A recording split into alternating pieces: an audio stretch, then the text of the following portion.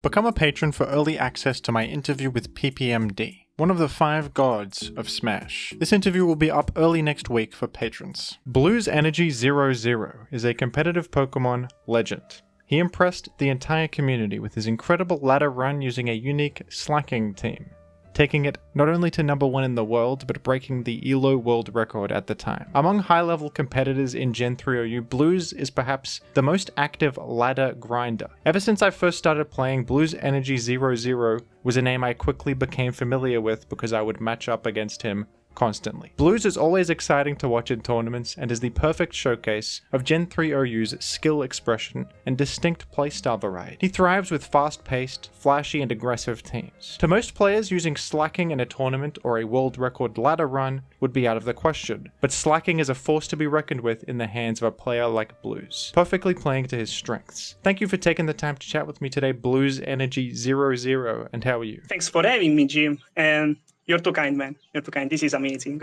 I'm great. I'm super excited. I've known you for ages. Like I said, when I first started playing, you were one of the names I started to recognize on the ladder a lot. A bit of a rival to myself for a bit there. Even though I was playing on various alt accounts, you were always on the same account. Yeah, that's what I'm saying. Like, you started with the intro, I said, wait, really?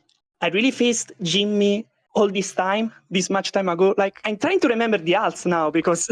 I had an account called Fat Grips. Did you recognize that one? From ages ago. Jim, actually, this must have been like 2020, maybe. I think so, yeah. I'm sure you gave me a run for my money, for sure. We went back and forth. You didn't know it because I kept playing on different accounts, but I recognized you. It was a one-sided rivalry, perhaps, but yeah. Oh my god, that's great. I mean, the matches we had that I remember are like, I remember the Mushi League match clearly. Oh yes. You made a video about it, and it was, I don't know how long ago, but you were getting me at first. Like, I was losing, and somehow I got the clutch comeback against you. I don't know if you remember.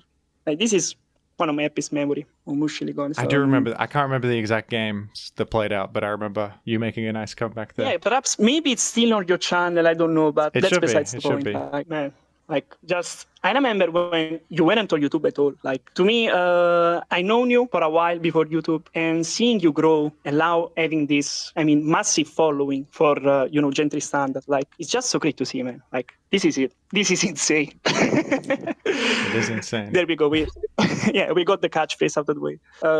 Wow. So, I mean, man. I wanted to ask you, I've always wondered this, the origin of your name, Blues Energy 00. Where does that come from? Is it like the music genre, the blues? Or is it like you're feeling the blues, like you're sad, but you've also got some energy? What's the storyline?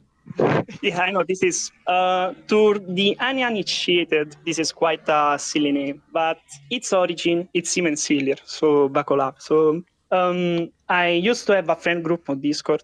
We used to just goof around all the time, and I was looking for the dumbest possible gamer tag I could ever come up with. I wanted something similar to an energy drink, so I just come out with, actually, I had in my fridge this bottle of water in Italy, and in Italy we have this water called Blues. So I got my inspiration there from actually a knockoff water mark or something. I don't know how you say it in English. My English isn't perfect, so excuse me for that.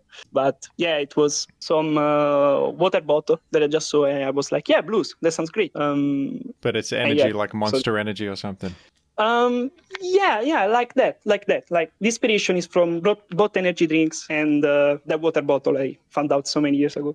Also, if I remember correctly, Blues in the Mega Man series is like the Japanese name for Proto Man. I don't know if anyone in the chat knows anything about Mega Man at all, but yeah, I found out about that, and I loved my tag even more after it. So yeah, nowadays I just go by Blues, but now people joke around about the fact that I used to be very pendant about my name. Like, I would go around and say, hey, don't forget the Blues Energy 00, the whole name. Don't forget the 00, stuff like that. Just for the memes, I guess. But that's how my name was born, so yeah. That's quite a story. More mundane than I expected, but it resulted in a very memorable tag amongst the Gen 3 gamers. It stands out. It's good. It's catchy. It does. We love it. I kinda owe it to you because you made me a celebrity basically overnight after the Slaking video.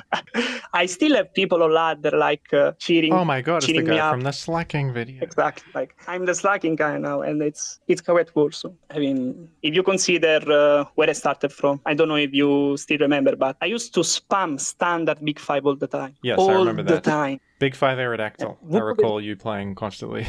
Yeah, Aerodactyl, and for a point, even Lead Starmie too, which I do not recommend. Do not play Lead Starmie, please. It's not good. But Yeah, it's at some point you started making crazier teams. Like, when did that happen? Like, you started off with, you kind of take the conventional advice, start with standard Sparks teams and then start branching out. That's exactly what you did, I feel. When did you start making crazy stuff? Basically, I mean, who could have thought the Big Five Starmie guy spammer would come up with this stuff?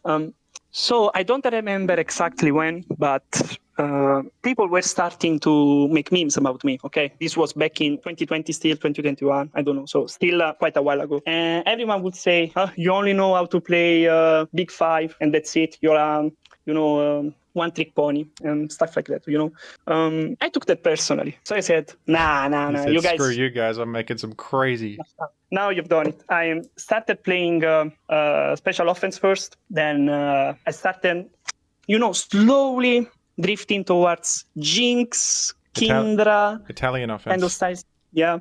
Then Leech came up to me with a team and said, "Plus, listen, I don't know how to make this team quite work. Like, it's not working quite well. Like, can you give it a look?" And I was like, "Yeah, sure. I give it a run on ladder."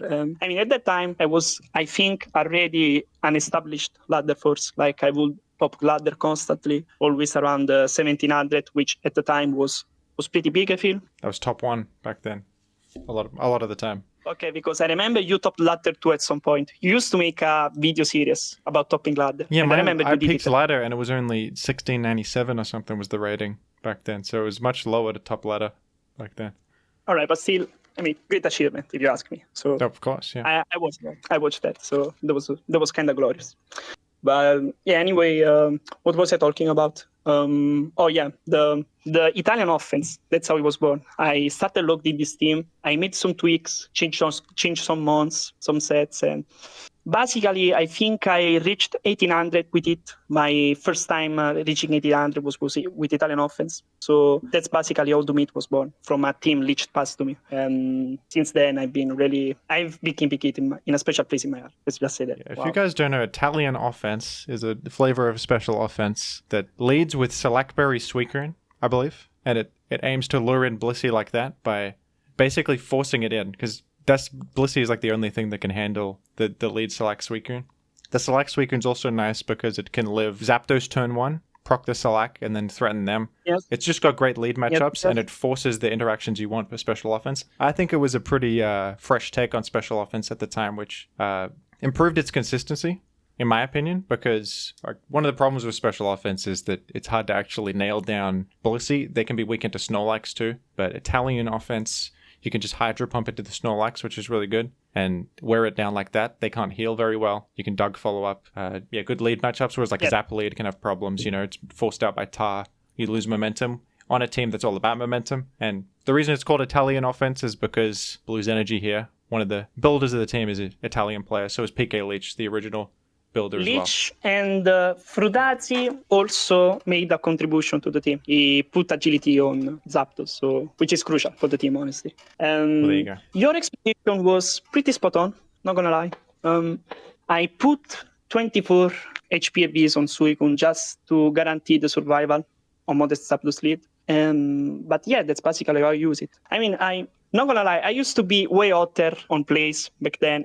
I would just straight up switch Dactrio Turn 2 on the Blissey, just to make it quicker. But nowadays, thanks to you too, actually, Jim, the player base improved dramatically, the general player base. So I cannot afford to make this plays anymore. But it's funny to think about. So yeah, the Italian offense, Lich, Frudazi, and me basically pushed it to the mainstream. I think it has some glaring weaknesses. If you have double electric, it's gonna be very troublesome because once you lure Zapdos. I have the Suicune that lured Zapdos. So once Zapdos is gone and you sacrifice your water, Suicune in this case, Jolteon comes in, and then what switches in into Jolteon? Nothing. I literally have no ground types, no special walls, so it's gonna be a wrap there. But other than that specific matchup, I think Italian offense, especially on ladder, is really, really menacing. Yeah. And how common is that anyway, double electric? I never see that personally. Well, I remember a time where me and Kurtz had a great, wholesome rivalry on ladder for a long time, where he would load Jolteon all the time because he likes Jolteon. He's the Jolteon guy. Kurtz is another Gen 3 player, folks, who was a pioneer back in the day of Jolteon spikes and still uses it very well today. A lot of people think Jolteon's kind of bad now, but Kurt's still a big fan of the Pokemon. Uses it to great success. Absolutely. One of the older players too. He's a true and true legend. True and true. We used to play a lot. Actually, the first time I've ever hit 1700 was against Kurtz in a grueling 200 turns battle. And we were playing offense. Imagine playing offense and going on for 200 turns. That's how cracked that match was. I wish I still had the replay, but That's insane. You should have saved that. He'd save it, but Showdown went down and the oldest that's such a shame. I have a huge archive of the best replays of all time. And 80% of it is gone now, which is really breaking, but the memory still lives on, thankfully. What drew you towards Gen 3 OU? How did you get so into it? Because ever since I've been aware of your existence, you've just been an absolute Gen 3 grinder, always determined to reach new peaks. Even getting number 1 wasn't enough for you. I remember you were determined to get 1800 and break, I think, Linear Curve's world record. So people don't know, the world record ELO thing was something Blues Energy wanted for a long time, I think, right? Yeah. I mean, yes. At first, of course, I just wanted to, get my bases first. It's 1700, then it's 1800, and then the record idea came along, and wow, that was actually, I don't think it was, looking back now and seeing how I got here, I think it was worth it in the end. But I remember thinking to myself, what am I doing? I'm spending so many hours playing the same people on ladder again and again, constantly winning, losing, getting axed. You know how Pokemon is. And I doubted on myself so many times, but I was like, if I don't do it, who's gonna make it? And at first I thought I had my answer in Frudazi, but then eventually he came to his senses too and stopped pushing for the record for a while and was like, okay, this is my time. And basically, that's when Slaking came into the picture, and it is kind of a meme. Before I get into that, you asked me how I got into Gen 3 OU at all. Is that correct? Yeah. Massive lover of Pokemon Emerald. I used to have a friend of mine in high school where he would talk about his Game Boy Advance and how Pokemon was good. And at the time, I didn't play Pokemon at all. So he showed me the Pokemon games, Pokemon Emerald, and I started playing Pokemon Emerald, and I saw the Battle Frontier, and oh my god, I was in love, man. By the way, shout out to Logan, LRXC, because he revamped my love for Battle Factory. He got the world record, I don't know how long ago, but I don't know how is he doing now, but him, Logan, and you were my first ever membership. That's how hype it was. I just say that. So yeah, you pushed me. That's how much I loved it. But anyway, I was saying, he showed me Emerald, Pokemon Emerald, beautiful game. And I thought to myself, I want to build the perfect Gen 3 team, the perfect team for Pokemon Emerald. So I started to see online. I was researching and I was looking for best team for Pokemon Emerald, stuff like that. Very simple. And Smogon came out on the research, and then I discovered Pokemon Showdown, and then I was in love. Immediately, my first team ever built was Medichan Big 5. And fun fact, I didn't know about the existence of Big 5. I figured out Big 5 my own. Yes. I thought I invented the team. And then I saw people on ladder using Big 5 too. And I thought, oh my god, that's crazy. They're all using my team. I was so pleased. You thought it was you. And people thought you were just like a lame guy playing Big 5. But I thought it was a genius. Well, there's a reason they're the Big 5, though. They're just the perfect... if you theorycraft, you probably arrive at those Pokemon as, the best combo. Skarm, Bliss, Swampert. You need them, and then you need Spin Blocking, Gengar, and then you need Tyranitar for Sand. Yep. Yeah, I mean, you made that Big Five video a long time ago. I think this was one of your first, actually, if I'm not mistaken. Yeah, that was like my first analysis video in what would eventually become my Jimothy Cool video style. Yeah, I mean, I could see some of that ideas still, live on to this day on your editing and stuff. And honestly, when I saw that video, I knew. I just knew. I told to myself, he will make it big eventually. Like this is going to call people's attention for sure. And man, here we are. There you go. Truthful as I ever was. Yeah. Oh man. But, I mean, yeah. What we were talking about, by the way, I just forgot. I'm like that. How you discovered Gen 3, which was... When was that when you discovered Pokemon Emerald? And Smogon already existed at that time? Yes, I believe so. So when I was in high school, it was like 7 years ago when I started playing. No, maybe more. It was actually 9 years ago. I think I was 14 when I first started playing Pokemon games. Oh. And then looking online, I found out about Shodan, and that's how I started laddering. And my first ever run, I immediately hit 1500, which for the time, I think I was already first on ladder. And I had no knowledge of competitive Pokemon. So just a natural. There you go. If that's not a brag. Humble as always, man, Blues energy. As always. Humility, first thing. Humbleness. I don't know how you say it. You're very old. You're quite old school then. You've been playing for years here. I didn't realize how far it stretched back. I think 5 years of serious competitive play, at least. And there's also, the history of me and my friends playing random battles, making silly tournaments and all that.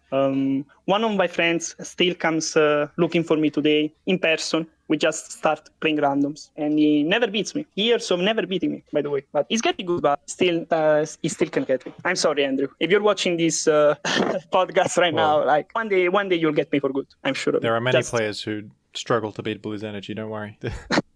I mean, I guess I have my demons too. Like Jimothy who Cool. Could be Jimothy Cool. Oh, dude. I mean, actually, you might be because of all the times you said we played ladder together. I'm sure there were some times I got salty and like I got upset losing to you. I mean, I'm sure there were like a dozen You used times. to chat a lot in the chat. I remember. Yeah, you've gotten a lot better with that. But you used to get a bit angry.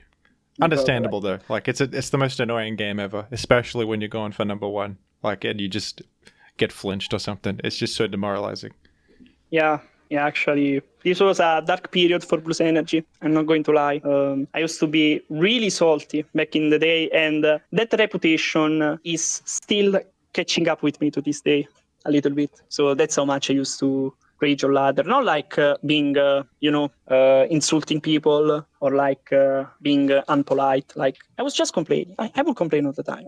I think there were actually quite a few notable players that used to, be like this as well. One that comes to mind, I think, is Watermess. Do you remember Watermess? Yeah, of course. Me and Watermess, probably the best terms right now. We are. I really respect him a lot. Amazing competitor. And he's similar to me in a way. And that's probably why he would also get upset when he got axed, rightfully so, like you say. I remember me and Watermess, we used to get, back in the day, in discussions a lot. And that came down to that famous beef battle between me and Watermess, live streamed on Twitch by McMegan. Do you remember that?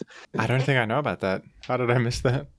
Dude, is that ask documented? McMegan if that's the video. But it is documented on Twitch. I don't know if the video is still saved, but it was quite anticipated.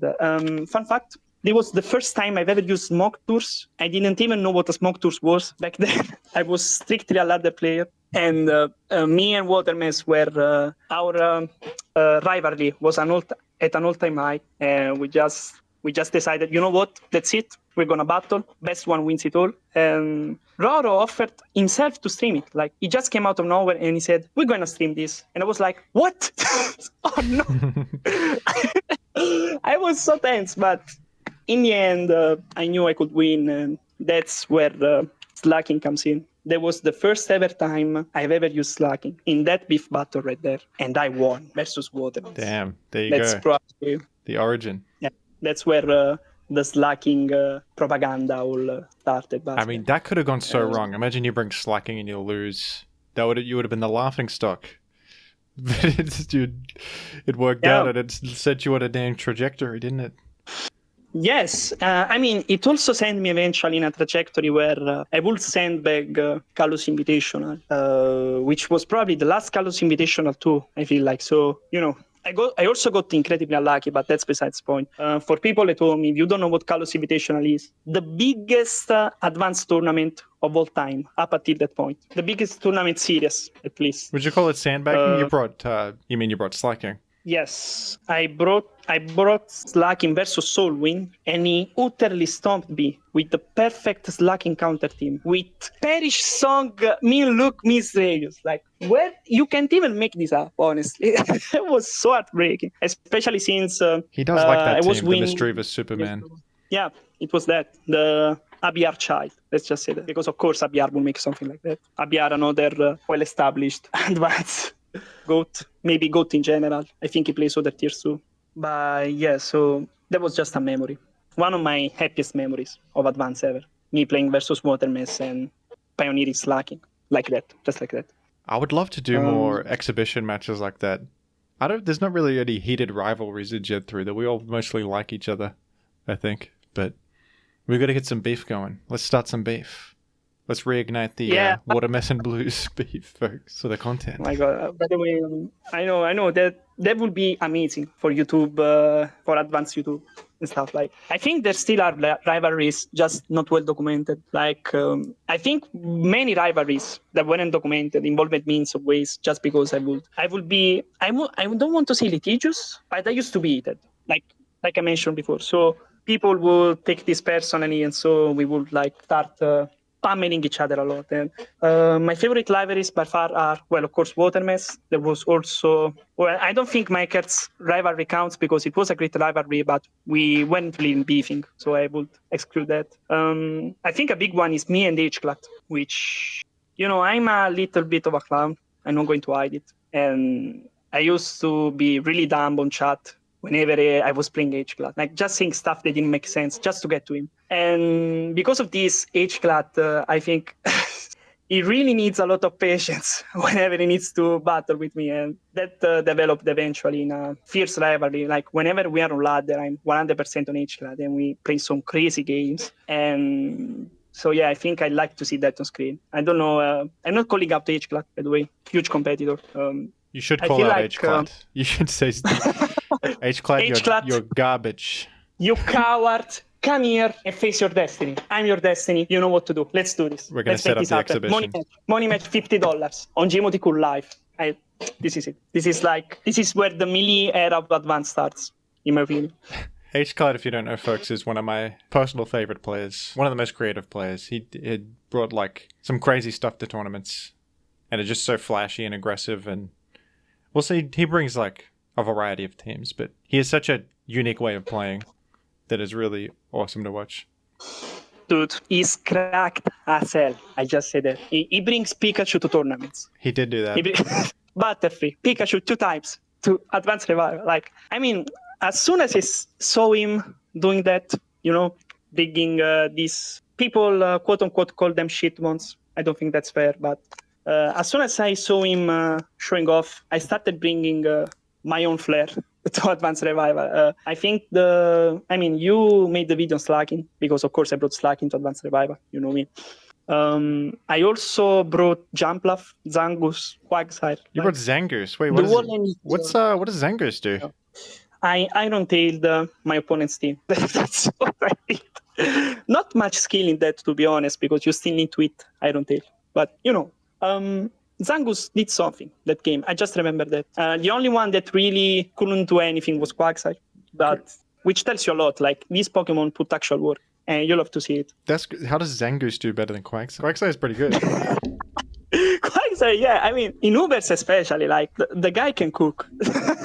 No, people have used Quagsire pretty well in, I think even in Jimvitational. It was Ferdazi or someone used it. You're right. I can't remember. In Jimvitational. But by the way, I didn't make it to main. I lost in play-ins, which... yeah. Well, I guess your set versus Leo was so good, though. It was. That was the most epic set ever. I wish him the best, man. He got me. That's all I can say. I got him real good in game 2. I was so proud of those plays. Yeah, I think you made a video about that too, actually. Yes, I did. and unbelievable player, Leo. Leo, and especially Violet River, like all the way from play-ins from the start, is now in winners bracket. Is that correct? I think so, yeah. I mean, he or she, are there pronouns involved in this? It's she, yeah. Okay. Sorry, River. I hope you forgive me. I think she left me a question for from the comments to read later. But yeah, she's great. She's making a meteoric rise. Unbelievable. Yeah, one of the best up and coming players. Oh yeah, you talked about Quagsire. Okay, you just reminded me. I think it was in PPL, a team tournament for the Pokemon Perfect site, and I remember Johnny G2 on Carlos Invitational brought Quagsire and Moltres as a team. Do you remember that?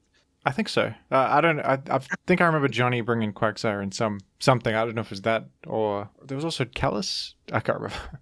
He brought, yeah. My memories are quite chic as well right now, foggy, but it was a while ago.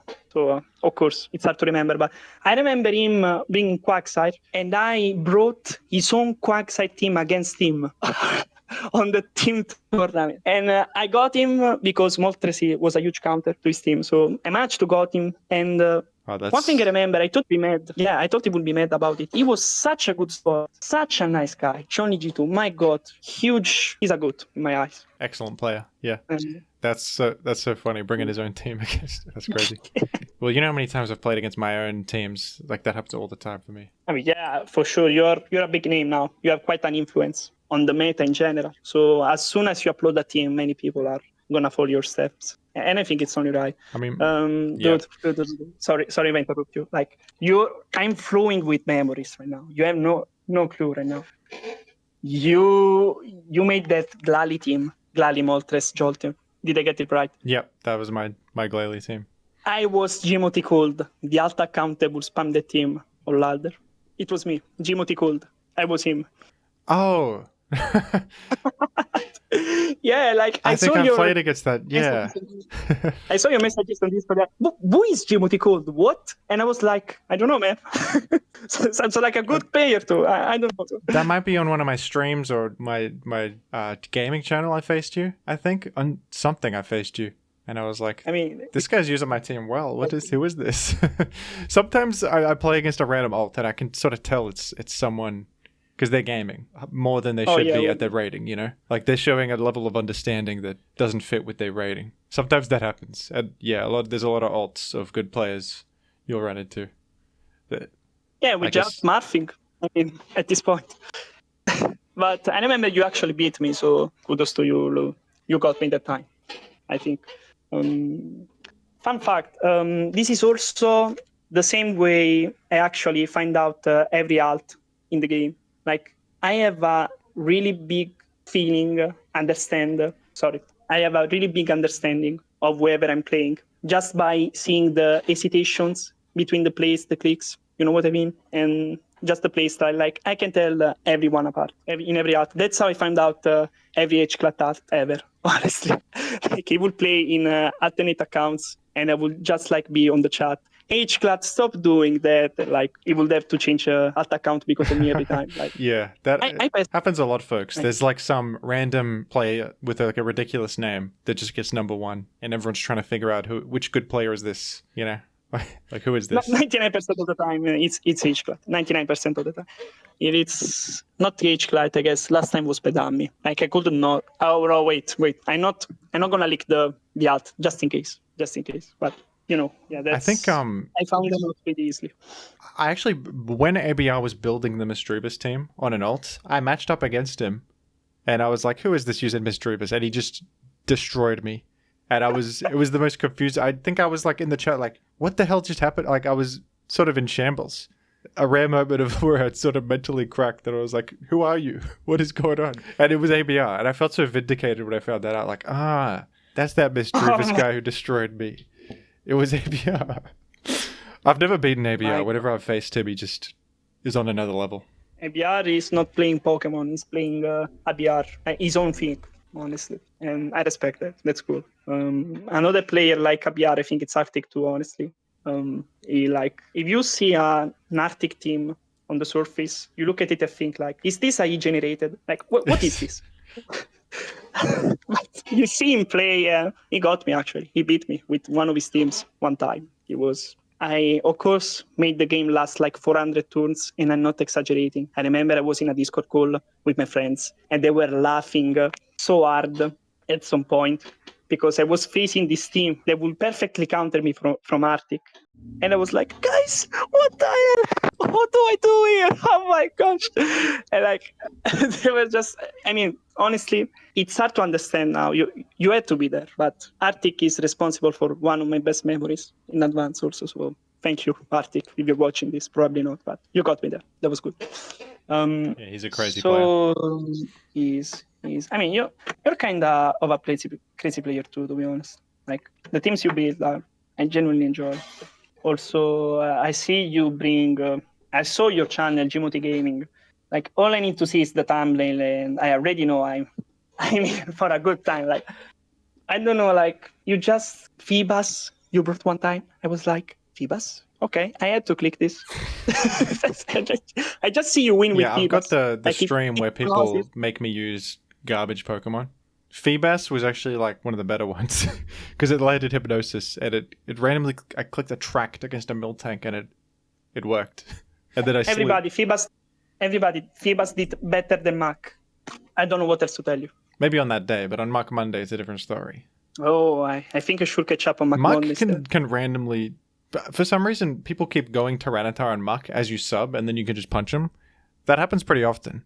If they just make that misplay, Muck is crazy, and it happens pretty often. But yeah, Muck obviously horrendous. Wow, dude. Actually, I might start a new ladder run with Muck now. I mean, if you can innovate Muck, that would be excellent. I feel like there's potential because it's got punch, explode, fire blast coverage, decent bulk, but it it's also just weak to Dug. It's so slow. Especially bulky too, actually. So it can be like a special tank in a way with Curse too. Like, I mean, I think it could be as good as Blaziken or Max. I think that will be speak because again, Dactrio, like you said. But I look into his moveset and I see what I can cook. Does he learn Yawn by chance? Maybe. I don't know. Good question. Yawn Focus Punch might be hit, absolute hit. But yeah. So, is there any other questions you want to ask me? We got many questions from the community. From Typhoon Carter, I think this is a good one. What Pokemon in Gen 3 do you think should be UUBL? And which UUBL mon should rise up to OU? Okay, let me ask you this first. Is Porygon 2 still overused? No, it's BL. It dropped, actually. It dropped. Okay. After Porygon 2, a Pokemon which I think it's really good, actually, and it just doesn't see this much play at all. Well, not too much anyway. I think Cloyster, maybe? Even though I think all the OU mons right now deserve to be in OU. Like, I wouldn't drop any of them. If I have to choose one, maybe Cloyster. That's the common answer, yeah. And the other one is like maybe Gyarados, but I feel like Gyarados is solid enough. It's just it doesn't fit on that many teams. I'm not too sure about Gyarados because, Gyarados, whatever. That's him. We know who he is. But yeah, Gyara, I use him on ladder. I use it on ladder and it's pretty good. I have pretty decent success. Like I can constantly top ladder with Gyarados with no problem. So I never did that with Cloyster so far. So there's that, but... Yeah, Cloyster's a bit worse, I would say. If you ask me, it's Cloyster. And it's still very good. Like Explosion, Rapid Spin Spikes. You think Jolteon should still be OU? Jolteon, I think it does.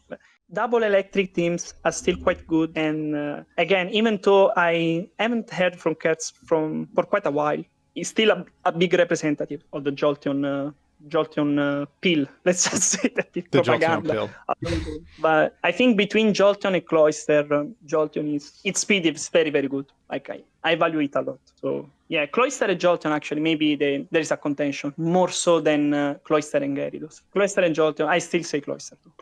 Jolteon. Yeah. And remember, only this one I'm saying, I still think they belong in OU just fine. It's only just because if I have to choose one. The same goes for Borderline. Hariyama for sure. Hariyama, I see it a lot. I've been seeing it a lot. Hariyama is basically OU at this point, in my opinion. I feel like it gets more use than Cloyster probably. I don't know the exact numbers, but I feel like you see it constantly in tournaments, and you don't see Cloyster that much these days. Yeah. Yeah, I mean, I think both Cloister and Ariyama should be OU. And I mean, let's be clear. I think Ariyama's usage right now might be higher than like Moltres when it was OU for the first time, or Charizard. I don't know, I might be wrong. We might have to look at statistics, but like Ariyama, if any borderline deserves it, is the one to go to OU, in my opinion. I mean, I guess this was also a common answer. Like, Yeah, what do you think about Smeagol? I feel like Smeagol should be OU. Smeargle is a ladder man. In ladder is 100% OU, even more than Ariyama, if we consider ladder only.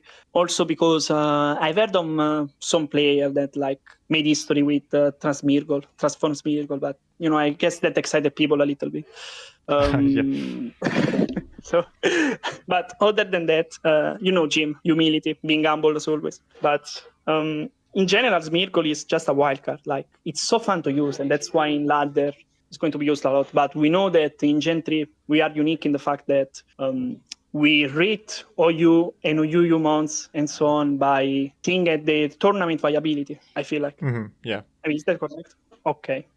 And on the tournament side, maybe if I won that match versus Solwind in Kalos Invitational, there would have been a serious argument for Smeargle in OU. But I lost that game, so now Well, there's the data right there. 100% loss. Yeah, unfortunately. I mean, I got axed that game, but I axed Solwind the game before, so can I really complain? I don't think so. So I think Smeargle maybe not like Ariyama, maybe a close second. I feel like Smeagol is the best hyper offense spiker. Like, I would rather use Smeagol than Cloister on like an aggressive spikes thing, personally.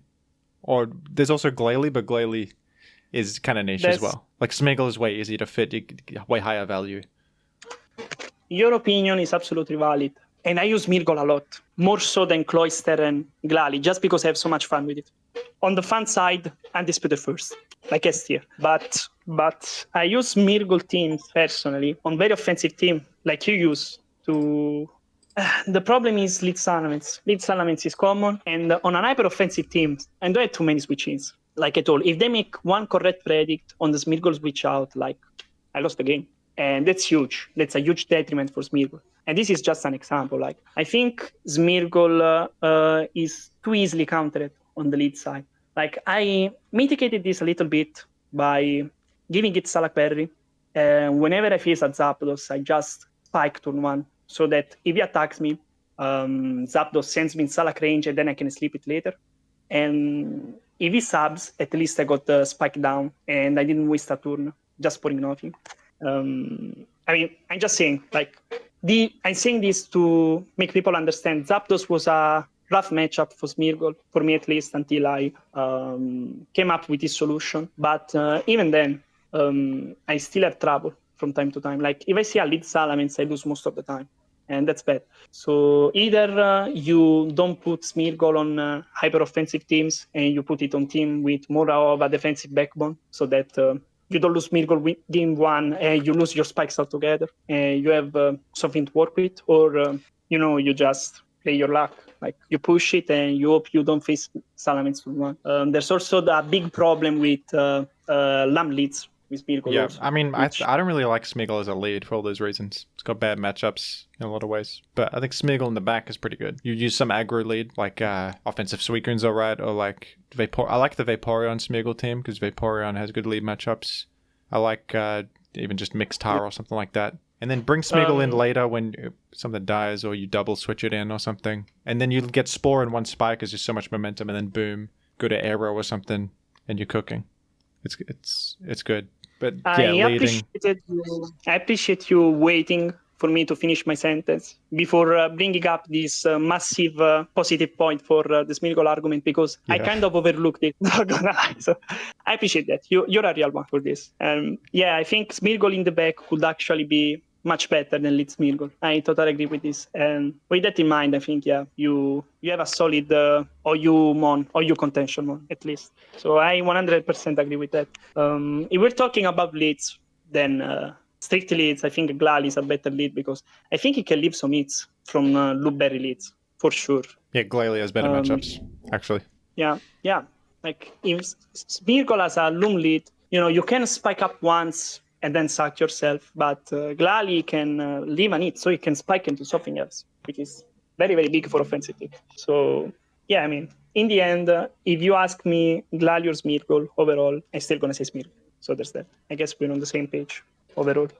Because Sakamoto asked, who do you think is the most underrated Pokemon in Gen 3 OU? The most underrated Pokemon in Gen 3 OU. I mean, it needs to be OU ranked, I suppose. So I can't bring out the I mean, Blastoise. you could talk about non-OU mons too, because they're inherently underrated.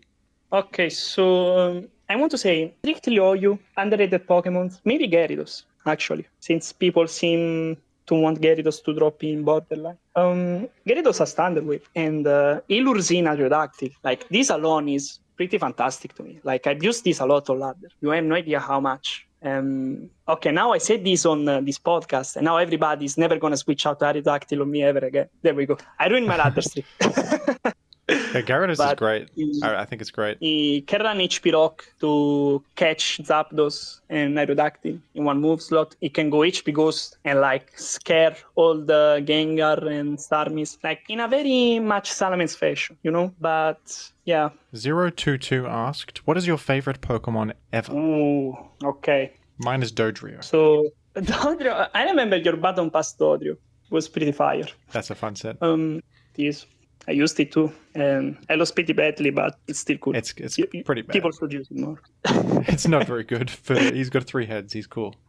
But what about you, Blues? Who's your favorite? It's Dodrio more. I'm playing a draft tournament recently, the Kalos draft tournament, you know. Mm-hmm. I draft Dodrio, so now we're gonna see it in action. But yes. my actual favorite might be Medicham. That's a good answer. That's right. No, maybe not. Slaking is up there, you know. He's funny. He has a great personality, in my opinion. Despite the... He's got a great personality. Despite the look on his sprite, but Medicham is just... It's a cool concept, Medicham. Pure power, double your attack stat, bam, now you got a powerhouse. It's just so fun to me. It's simple and effective, and the way I constantly predict well with Medicham on ladder, and I just drop Pokemons one after the other, is so satisfying. It's so fun. Last but not least it's an interesting design too, so it checks all the boxes for me.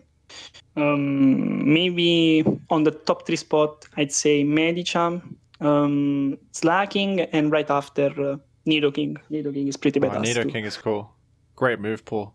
Just sucks that it's weak to Doug. It's got a lot going for it otherwise. Like, it's immune to Toxic and T-Wave. It's got like Mega Horn to hit Celebi, Sub Punch, Bolt Beam, so much stuff. Yep. If you had just a little bit more attack power, I think an Endure Salak set would be pretty money. Pretty great on it. But you can't have everything. I think Calavite was trying out Nidoking and doing alright with it, but I don't know how successful that was.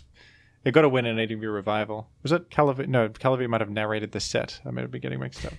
There is a renowned ladder player that makes appearances every once in a while. It's called Night Asiancy, something like that. And that's he spams Nidoking. Who is that? That's a Smogon player. I can't remember the name right now. Maybe it's Vapicuno, something related to Vapicuno, I think. Maybe it was Blunder playing Gentry OU? No, it's... I know who it is, but I can't remember their name right now. What's their name? All right. I'm completely blanking, but it's a known player. Dude, honestly, I feel you. I've been trying so hard this whole interview to not blank every second, so we all have been there. It'll come to me later. I'll remember later. All right. Send me a message then. So actually, I want to check some of the questions on the comments. I think there are a few questions that didn't make the comments, but I have them on my Discord. Oh, yeah? Any good questions? I want to answer them real quick before I forget, because I promised them I will look at them. So, all right. So I'm going to read them right now. These one are from Giraffe, famous team builder. First question is, Blues, what is your alcoholic beverage of preference when choosing whether to load Slaking twice in a monitor against team competition? Are you gaming under the influence? I should have read this before. Okay, so Giraffe obviously mocks me a lot for bringing Slack into Kalos imitation and losing in round one. So it's all in fun. It's all in fun and games. But yeah, so I should have expected a question like this from Giraffe. Hi, Giraffe. Hope you're doing well. Dr. Pepper. I drank Dr. Pepper that night. So The caffeine got to your head, and you forgot how to maybe game. it did. Maybe it did. If I didn't drink Dr. Pepper that night, who knows? You should have had some what history. Blues brand water, Right? that's to clear that's your what I'm mind. saying, man. This is. Or maybe a glass This of is red gonna be- vino would have done you well. Vino Rosso. I mean, I guess so. Actually, I used to be a bit of an EV drinker. You know, I beer Oh yeah. a lot, alcohol, but yeah, let's just say I got in some parties, and then I did some things in those parties that are still remembered today, and I decided that's not the man I want to be anymore. And that's as far as I'm gonna go with this. Though, just know that after these experiences, I'm completely sober now. So just to share with you, now I don't drink that much anymore. So I won't bring silly stuff to important tournaments. Only stuff I believe in. So I bring slacking again for sure, but I'm sorry, Giraffe. You have to forgive me. But next question. Blues, American or Italian pizza? Giraffe asked me. They're both very good. Have you ever had deep dish Yes, pizza? actually. There's a restaurant in like the city district here that has like those American style pizzas, and I tried deep dish pizza for the first time like a couple of months ago. It was good. I don't know if I would have it. I don't think it's a substitute for like normal pizza though. It feels I like think a very different we're thing. on the same page. Yeah, it is. Cheese is under the sauce. Yeah, what's going on with that? Right, like every Italian said that at least once. But if I have to be honest with you, I think even the shittiest pizza is good. I did that, honestly. Like you cannot find a slice of pizza that I wouldn't eat. I mean, Yeah. I guess it's. And this is coming from an Italian, by the way, so I probably be crucified when this interview is over. But that's just my opinion. I think, especially if you like put it in the microwave the next morning, like, oh man, that's big. Best breakfast I've ever had. What do you mean it has to be fresh wood fired every day? Microwaved pizza? What is that? Like no, like you go to a place, you take some pizza, and you're done for the night. Some pizza is left. You know, the leftover slices. You wake up the Yes, next of morning. course. Leftover pizza is excellent for sure. Okay, thank God. I mean, of course you. I'm only kidding. Yeah, I had some Costco pizza the other day. And it was damn good. Even though that's like probably like the trashiest pizza, like completely Americanized pizza. I never had Costco simply because I live in Italy. We have actual pizza in here, so Yeah, we don't have those fast food. We don't have this fast food. we have actual pizza. But I feel like if I went to Costco, I did the whole thing regardless. It's like $2 for a huge slice of cheese pizza. That's good value. That's pretty good. Wow, that is really good. Similar value to here. I live in Naples, so literally the pizza capital. And I've been there. there are places where they make an entire pizza on a small size. We call that wallet pizza. It's the English translation. And we just take the whole pizza for like €1 or €2. You're set for the whole day. Like that thing fills you up completely. So I guess that's our takes on pizza. So I think still Italian, Giraffe in the end, but they're both good. I'm not gonna tell you my social security number because I don't remember it. I think I lost it. Okay, so this is a question from 918. Blues, would you rather suplex a bear or a shark? You go with the shark. A bear you got no chance against a bear. Absolutely not. It's not like I have a chance against a shark, but maybe wrestling in the water, it's easier to lift it. I think you have a path to victory, you know? It's like when you have an Aerodactyl last, and there's always a way out if you just flinch multiple times. It's like one of those situations. You could get it out of the water. You could can't they only move forward or something? So you can there's like a strategy to get them. A bear will just kill you in 1 second. A bear is, I mean, if you have ever watched Joe Rogan, he instilled into me a pretty deep and profound fear for bears now. So there's no way I'm taking on a bear. It's impossible. Especially like a polar bear. Oof. If you ever see a polar bear in the distance, you might want to send your last messages to someone before he gets to you. You know what I'm saying? So definitely a shark. I mean, I can just fish a shark off the water and then I do the suplex and go on with my day. But Queue up some Pokemon Showdown. Logan goes with Blues, my friend. Is it Slaking or Slaking? Yeah, how do you pronounce slack? Well, it should be slacking, I think. Good question, Logan. If you're talking about pronunciation, I go with slacking because of slack. You know, I think He's slacking off. Comes from that when you're slacking off, exactly. And he says slaking on his streams, and I would not be one to correct people on Pokemon pronunciation. Believe me, he can say it however he likes. But for sure, you can call him. I don't know. You can call him John. I wouldn't mind, honestly. Like, just take a slacking and call him John. Like, it's just a name I came up with right now. But forgetting about that, if you're talking about, I don't know, slacking or slaking, I think this could be pronouns for a male or female slaking. Like, the female slaking will totally slay, I guess. Right. Yeah. So, I don't know, just a thought. But moving on, Blues Energy 00. Do you roam the earth searching for your arch nemesis, Jats Energy 00? We must know if such a threat exists. Not anymore, Chadwick. Not anymore. I did that with him. I think I might have faced someone named Jazz Energy on the ladder before, as a parody of Blues Energy. I never heard of Jazz Energy in my life, but there's actually a lot of people with nicknames similar to me. Like, I faced Red Energy 00, Green Energy 00. There's actually a guy that it's called Blue is Noob. That is a Blues is Noob. I've played against him. I don't know who that is, but there is a guy called Blues is Noob. He roasts me like all the time with his ladder, and he's up to war right now. So he's kicking my ass. I'm getting my ass kicked by Blue is Noob. Well, maybe he's right. So yeah, this is my life right now. River Stephen, is that Violet River? Could it be? Blues was the first player to ever help me prepare for a tournament set. I think it's River. Just a week after starting Advanced Ladder, he had beaten me over and over, stopping me from getting an high rank. Blues is a fixture of Advanced Ladder and just really, really good at the game. Oh, River, thank you. I'm sorry I botched your pronouns earlier. You're so kind. Thank you. I really appreciate the kind words. Blues, what are your favorite unorthodox sets that you've used on Metamons? Your Transform Smeagol. Refresh Blastoise. I guess that's not a Metamon.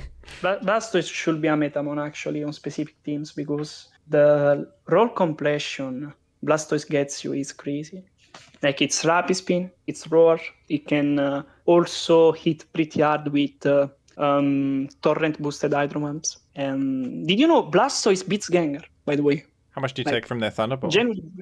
My current EVs are mostly on special defense. I think it also has like Calm Nature, my Blastoise. So it takes like 40, 42 by a T-Bolt. And Gengar, while it doesn't get quite 2-hit KO'd by an Hydro Pump outside of Torrent range, you still do like more than 40%. And when Gengar hits you with T-Bolt again, you're going to kill it with Torrent Hydro Pump. And then you can spin freely. Not only that, Blastoise is crazy. Blastoise can spin on Zapdos, and then you can heal it up later with Wish. Like, it's crazy. Like, Blastoise can just afford to do stuff you never think about. He just works Suicune for days. So if you have like a Suicune weak team, you can just put a fencing Blastoise on your team and beat the other roar Suicune. You need to put some speed on it to, outroar the Suicune in case the other Suicune has roar. But I don't know, man. That's one of the coolest things you did was the Blastoise on that team. I would never think to use Blastoise. It just seems so outclassed by Starmie. But it's just slight differences. Like, the access to Roar is actually huge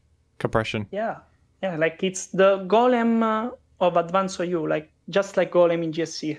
I think it's going to see with Spin Roar, yeah. Yeah, I think Spin Roar is very good. You don't necessarily need refresh, it's just to beat Skarmory in every way, but you could go like Ice Beam and then have a Aromatherapy Pon on your team. I still think refresh is better, but it's up to your choice in the end. I just think that the whole point of this is Blastoise is very underrated, and I think it should see more use. Agreed. With that said, the question was unorthodox sets. Transform Smeargle for sure, and for a while The Italian offense, Suicune lead was an unorthodox set. I don't think That's true, yeah. So it is Blackberry Suicune was not really a common thing. Popularized it. That probably is my top favorite. If we consider it, like it's iconic at this point. I don't think there's much else. Maybe I'm forgetting something here, but Ancient Power Tyranitar. It's pretty funny. Ancient Power, I yeah. hate to face it. Yeah, I hate to face it, but I love to play it. So I guess that's just how it is. I don't know, Jim, if you have any other mon that fits the bill here. Have you used Mirror Code to swamp it? Sorry, I'm Counter Swamp it, not Mirror Code. Oh yeah, because With, Hidden Power is still counted as a physical move. With special defense, yeah, you can actually KO Zapdos with counter on HP Grass. That's a fun one. I actually never used it, but I think at some point I have to. Sounds too good. So Spectorace asks, did you use Slaking initially because it fit the niche, or did you just like it that much? So I started using Slaking because I just saw the potential. I knew Slaking could go big with proper prediction. And that's it. That's just how I felt about Slaking. In my first ever Pokemon Emerald playthrough, I had a Slaking on my team, so I guess that helped.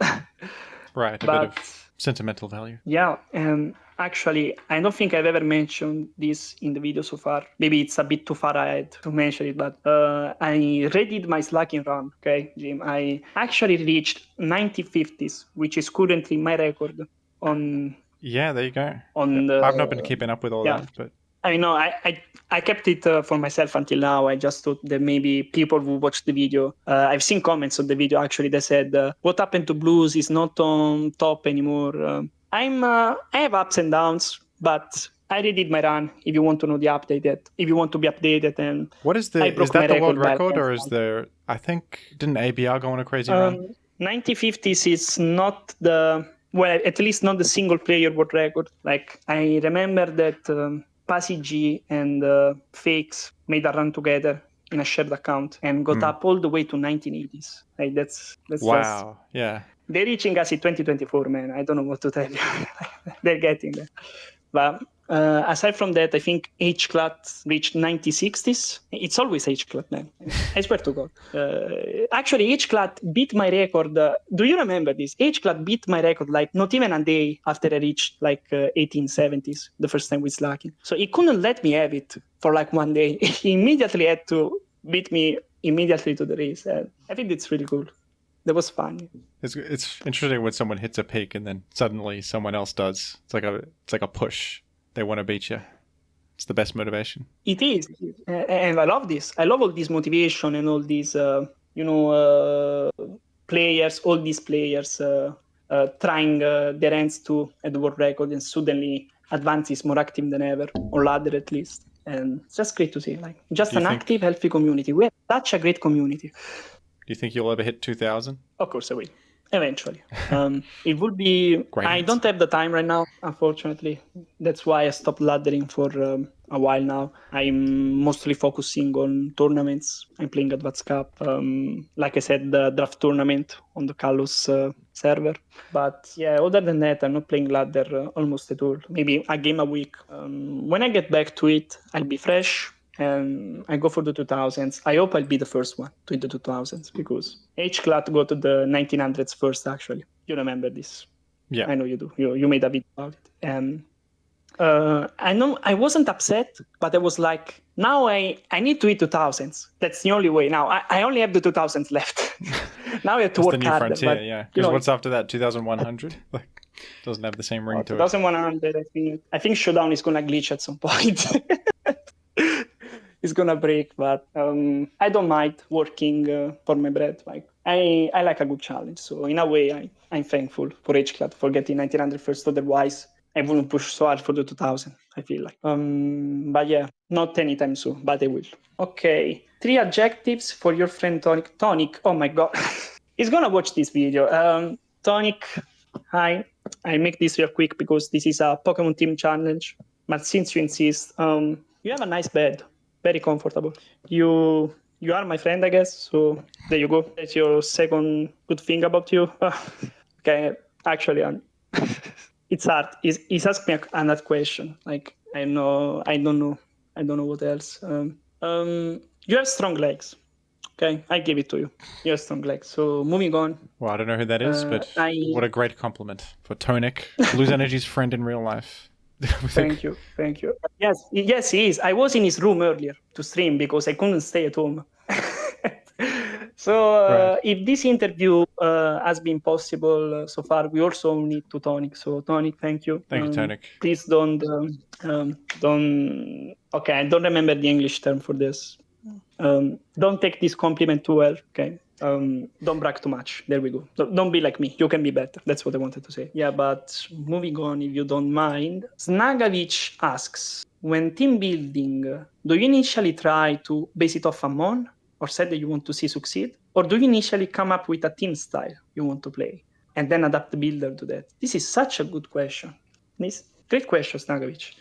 Mostly, if you see a team like Slaking, of course, is the first one. Okay, I want to see a Pokemon succeed. I want the Slaking to do Scorched Earth completely, and I just build the team all around Slaking.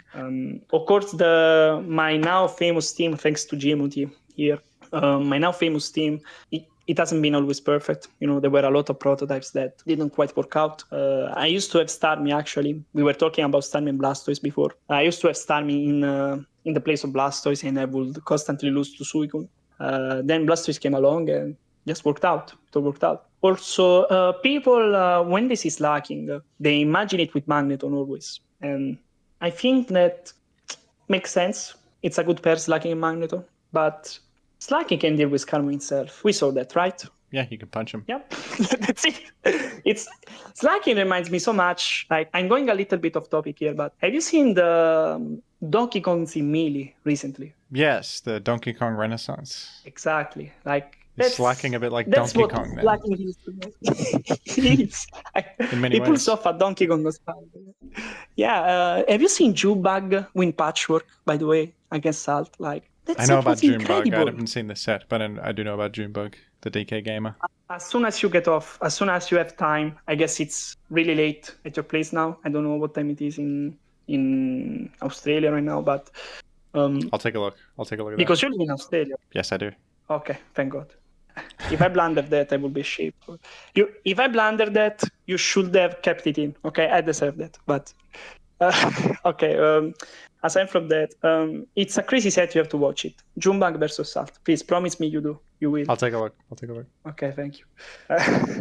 Now, I sometimes also build teams by, having a playstyle in mind and then choosing which ones adapts best to that playstyle. So I guess it's a mix of the two. Snagavic. It's kind of a good question, like specifically referring to the Slaking team, because most people, you say Slaking team, they're thinking mag offense instantly. Like you kind of have your judgment clouded. But you're building around the Pokemon itself, so maybe you had less bias towards a particular style. You just, how do I play the Slaking strengths? Okay, it needs Wish support, it needs like spin support, yep. And then there's like Flygon as well, which is kind of uncommon on that kind of thing, but it makes sense. You want to be more solid versus you need something ground immune. So I think it was a very fresh approach to a Slaking team, folks. Like most people would build just Magneton Slaking, beat down, like win with DD Salamence or something, or Snorlax. But Slaking Spikes balance was a very fresh approach. Thank you.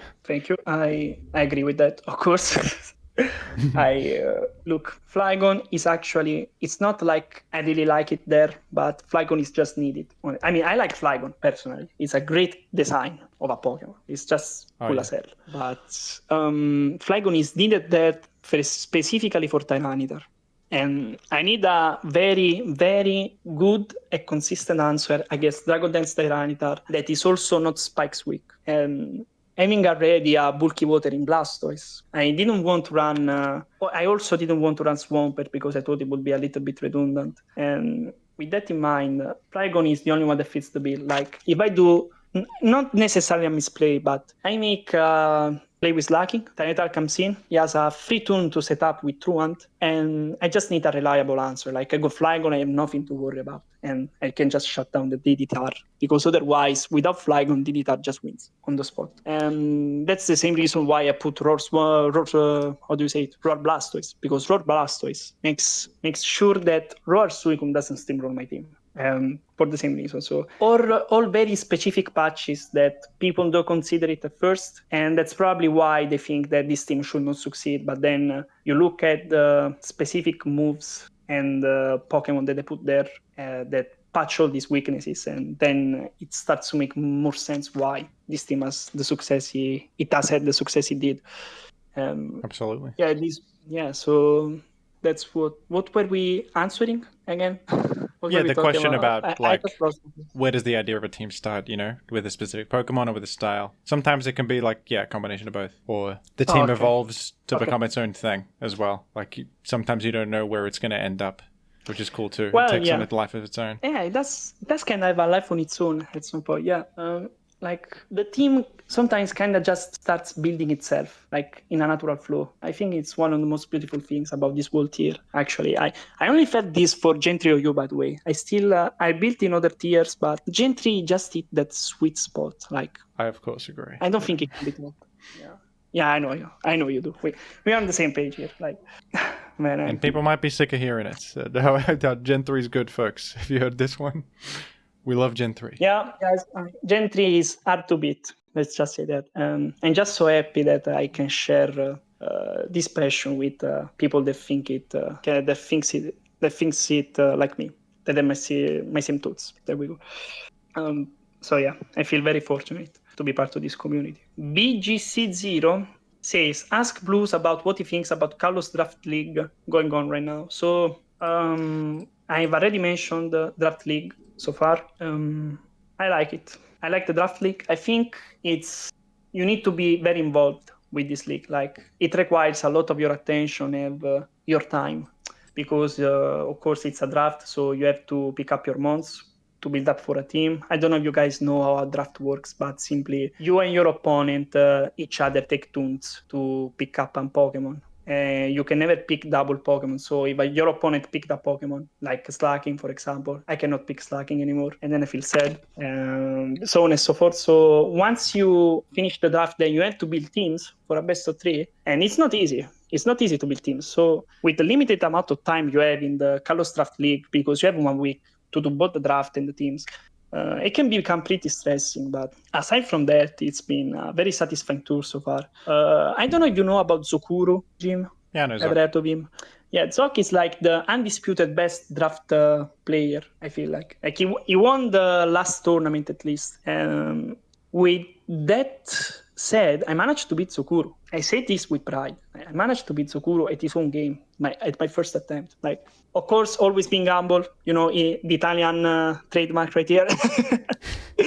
It was a great match. And with that said, you already know overall, despite what I said, I feel pretty great about this draft tournament. I really much enjoy it. Yeah, you can check that out on Callus's YouTube channel, folks. It's pretty interesting. People did live drafts where it's kind of like a 1v1 of picking your Pokemon. It's pretty cool to watch, because if you take Tyranitar, the other guy can't take it, and then you got to try and build something while figuring out what they want to get for their team. Interesting. Yeah, it is. Even just watching the drafts themselves, not even the matches, it just you already feel tense sometimes. But yeah, it's good. I hope Carlos makes it makes the wait between drafts and matches a bit longer. I hope he gives us 2 weeks next time. That's it. That's all I want. And then it's perfect. Okay, so with that said, your name Blues Energy 00 means that you have 0 energy. Is this Tonik again? Tonik! Dude, it's only one question. Moving on. Tonik, you can't have a second question. That's against the rules. No, man, no. He tries to be sneaky. I can guarantee you, in these comments, there are these alternative accounts. There are already second accounts. I think 30% of the questions, it's him. So the last time I asked this question, I was robbed. Demand to know what Blue's favorite candy bar is. By dropped my marbles. So quality name right here. Wow, okay. You know what, Marbles? I give it to you. You deserve this. And I'll answer you. I'm thinking about it. I think my favorite candy bar might just be plain Snickers, to be honest. I never refused a Snicker in my life. It's pretty good. It's got peanuts in there. Yeah. There you go. Yeah, it got those protein too, If you want to work out, you can get a Snicker bar. No, I'm not saying get Snicker bars every time you go to work out or you'll die. But, every once in a while, it gives you the energy you need. Are there any interesting Italian only ones? Not exactly. Here are very common the Kinder ones, the Snicker, Mars, the classics. I think there might be some Italian ones that I can't remember at the moment. We have a lot of chocolate bars, actually, like big chocolate bars by Italian industries like Novi or Ferrero. There's the Ferrero Duplo with Rocher is not a candy bar, but Ferrero is the common little, in the little chocolate balls. They're good. yeah, the chocolate balls. yeah, they're pretty good. I think one underrated one is Bounty. Many people shit on Bounty. I But, like is the with they the don't like coconut. Bounty. Yeah, it's not for everyone, I guess, because not everyone likes coconut, but it's pretty delicious, actually. I hope the coconut slander ends one of these days, because I feel personally attacked. But with that said, I think Snickers is still on top. In Italy, you've got a bunch of nice pastries and stuff, so I don't know how much candy bars you're eating. You got like cannolis and all Not that? much. We have cannolis in Sicily. We have cannolis. Here in Naples, we have, the baba. Do you know what that is? Yeah, I know that. Rum baba. Okay. It's got alcoholic. If you start talking Italian, I think your channel is going to grow exponentially. So consider that. Is I there an give you Italian lessons. Pokemon community to tap into? I mean, yeah, there is for VGC mostly. Of course, we have Cherry Bong, me, Leech, Coco, Elpona. Come stai, fra? Un bacio. I just say dime to him in Italian. So he lives in Naples too. So we can basically meet at any time. Me and Elpona, fun fact. I'm sure I'm forgetting someone else. Leonardo, just Leonardo is a bit like River. Is rising in the rankings. Is doing very well on ladder, and I'm currently taking care of him and trying to make him win tournaments. And I'm sure he will. I think cool. he's in your latest advanced revival tournament, if I'm not mistaken. And ciao, Leonardo. And besides that, I think the biggest community is in the doubles format, the official VGC format. We have like Francesco Pardini. Ever heard of him? I'm not so familiar with VGC. Makes sense. We Italians are really strong in doubles format. Like we made it worlds plenty of times. That's cool. Even won. Yeah. So strong in Gen 3OU too. Seems like it. But yeah, we do have a community, just not a very well-known one, but we are prominent. I have Italian citizenship, so maybe I could be on Team Italy as well, technically speaking. No way, dude. You belong to us. Like you're part of our community now. It's kind of garbage because I don't even speak Italian, but I can just get an Italian citizenship just because my grandpa was Italian. Oh, that's great trivia to give, actually. That's really interesting. Like your grandpa lived in Italy. Does he live still in Italy? No, he moved to Australia in like the 50s or something. I see. So it was quite a while ago.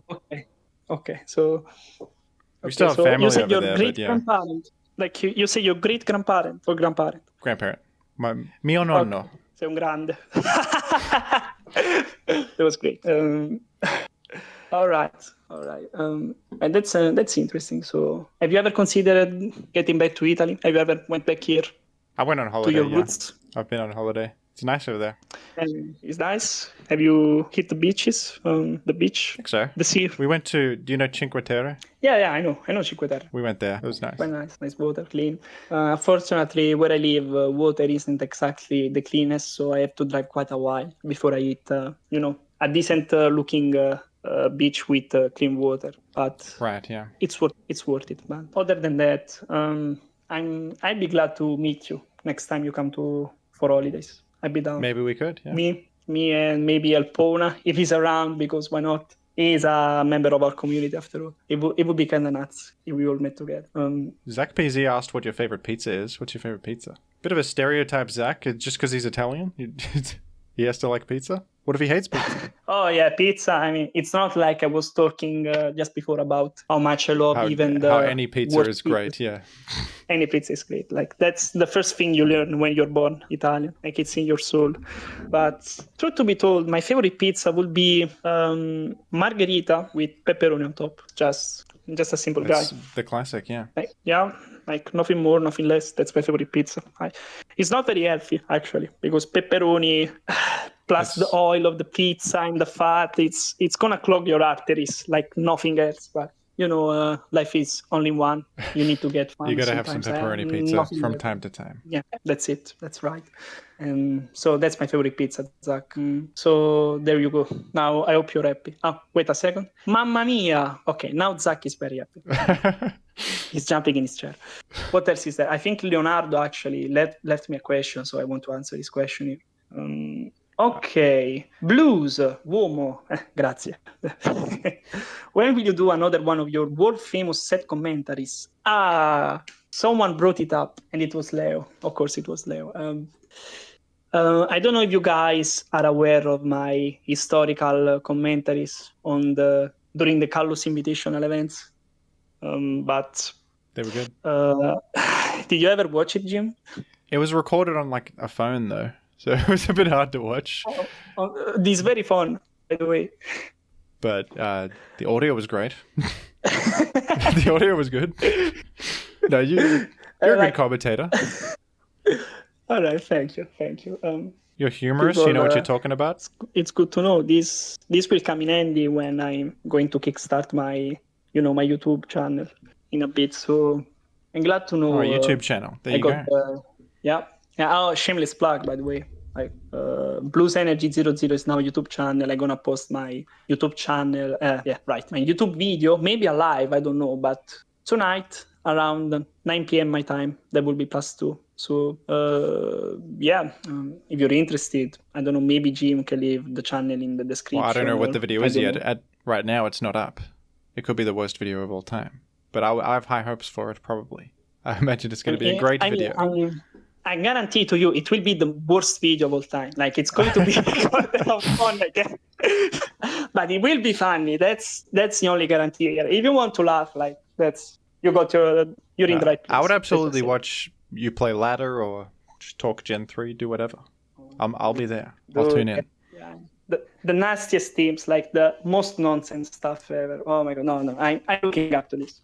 I'm looking forward to it. But yeah, so I'll also do commentaries in there. And if Jim wants, I can also guest narrate for you guys for Jim Invitation if you guys want. So you'll definitely hear my voice again for your own joy.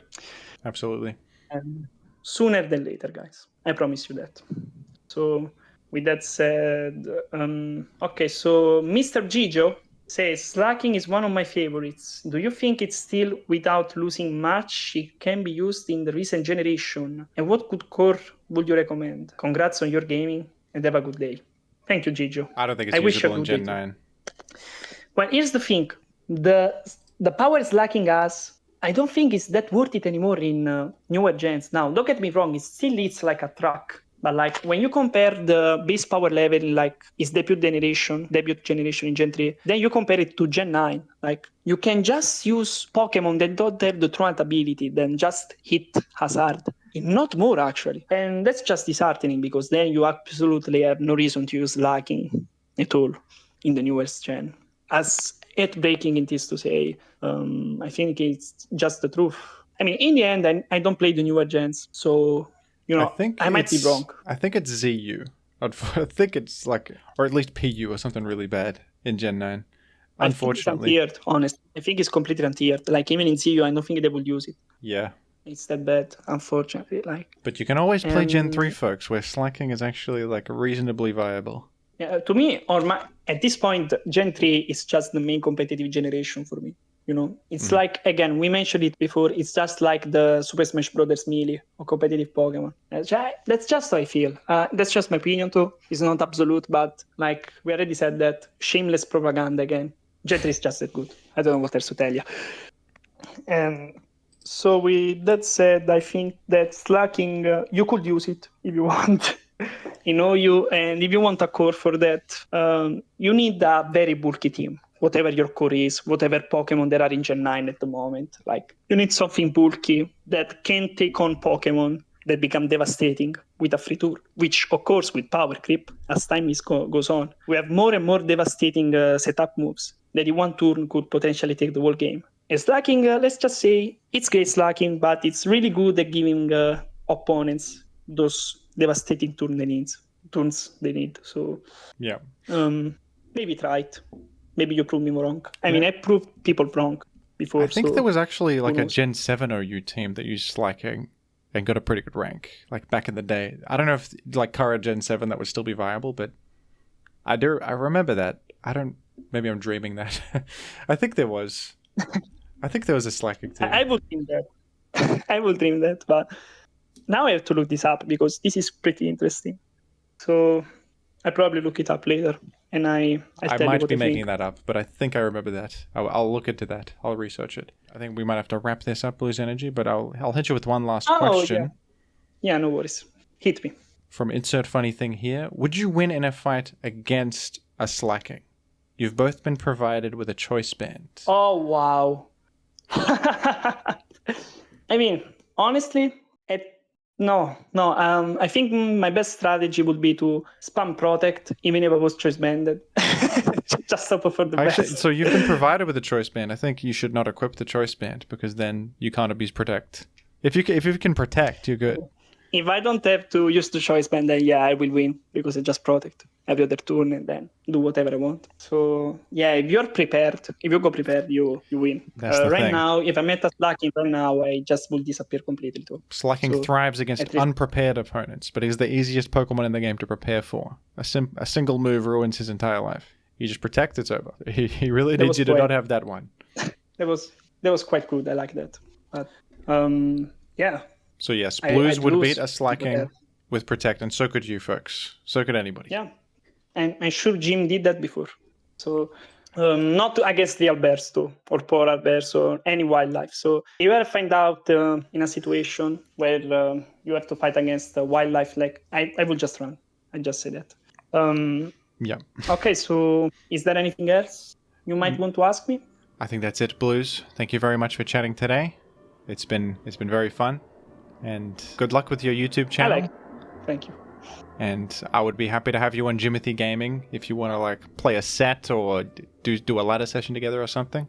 I think that would be fun too. Do the ladder session? Come on. With your teams, oh man, you already know how it's going to. We're going to crack ladder now. We'll cook with Muck and Glalie and all the good Pokemon. We'll do it. Man, I can't wait. I'm looking forward to this. Actually, I think this is a new era from Gentry Gaming. All right. Well, thank you so much. Take care, Blues. You too, man. You too. Have a good day.